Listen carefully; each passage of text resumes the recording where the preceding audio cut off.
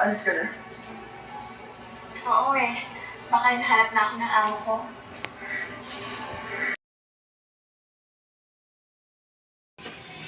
Nahiya po ako na eh.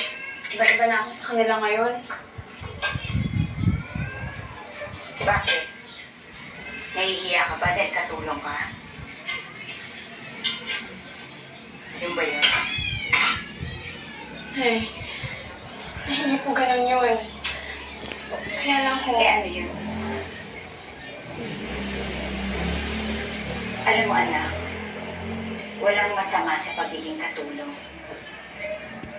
Marangal na trabaho ito.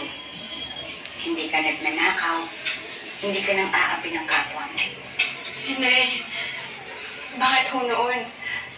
Halos ayaw niyo akong pumupunta sa karinderya. Parang ayaw niyo makita ko kayong nagtatrabaho. Dahil ayaw kong ikahiya mo ko.